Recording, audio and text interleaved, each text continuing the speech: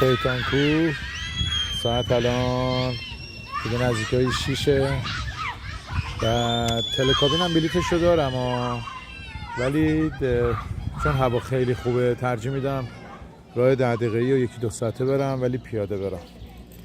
اینم راشه، اینم تلکابین، ولی طالب شدم پیاده برم که یه ورزشی هم کرده باشم و خیلی هم خوش میگذره. شیطان کوه، لایجان، خرداد 1401.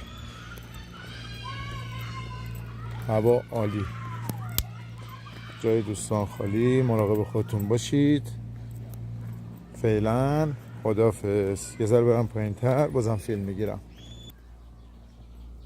الان اومدیم پایین تر دیگه. اینجا خلوت، یه راه خیلی خلوت و باریک و هوا هم فکر کنم هلوش 30-32 درجه باشه آفتابی، ولی اونجوری گرما نیستش. یعنی گرما هستش ولی خب یه باد و نسیم خنکی هم میوزه که جلوی گرما رو گرفته.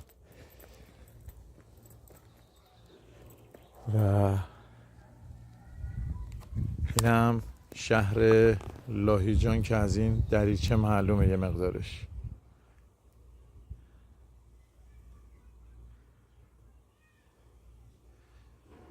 بریم پایین ببینیم چه خبره.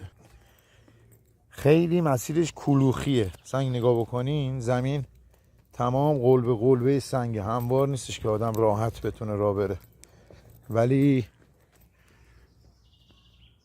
خب من پیاده روی دوست دارم دیگه. این هم شهر لایجان. جاتون خالی. امروز آش دوغ خوردیم، جیگر خوردیم، کباب خوردیم، چایی قلیون. حالا یه نیم ساعت 1 ساعتی پیاده روی لازم داریم که بهتر کنیم کالری ها رو.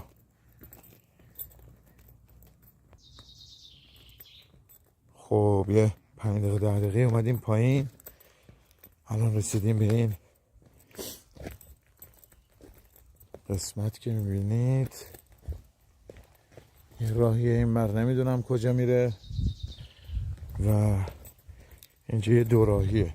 دفعه قبل که اومده بودم سر این دوراهیه رسیده بودم، یه لحظه هنگ کردم که خدا یا راست برم یا چپو، ولی چپو رفتم و درستم رفتم. این دوراهیه که یه راه میره این بر و یه راه هم میره این بر. یعنی در کل بخوای حساب کنی 3 راهیه. اینی که ازش اومدم پایین، این میره این بر و ما راه این بر رو میگیریم. یه ذره که اومدیم جلوتر ببینید اینجا تلکابینا از این مسیر هم رد میشن، ولی خب ما پیاده اومدیم.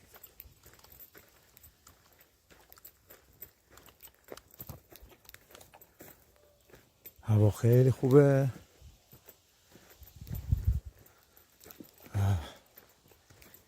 فکر کنم تا 1 ساعت دیگه پایین باشم. این هم جنگل لایجان همش پشت این علفا همش چایزاره، جنگلای چایی.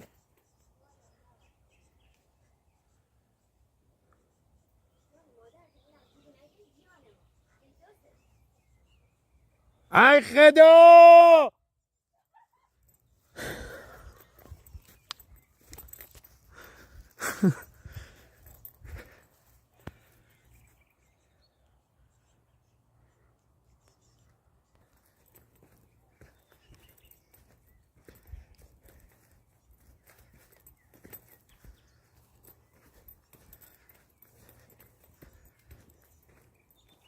تنها آدم الان فقط باید بگه ای خدا.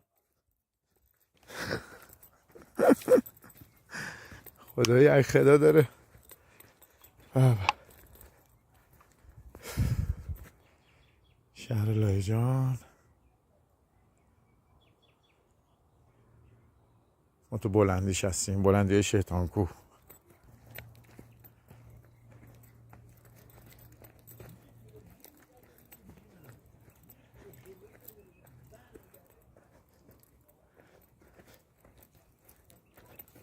به به به به، صحنه رو ببین فقط. وای پسر خیلی خوشگله. به به.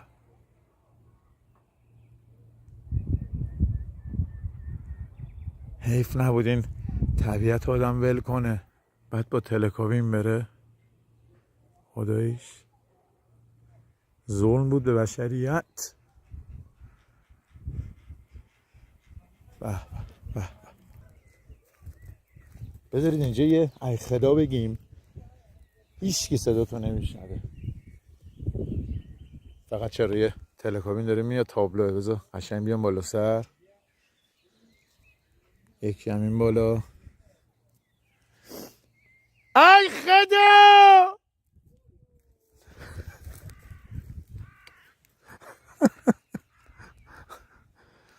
خدایی منظره رو نگاه. اینا همه باغ چاییه. خیلی خوشگله.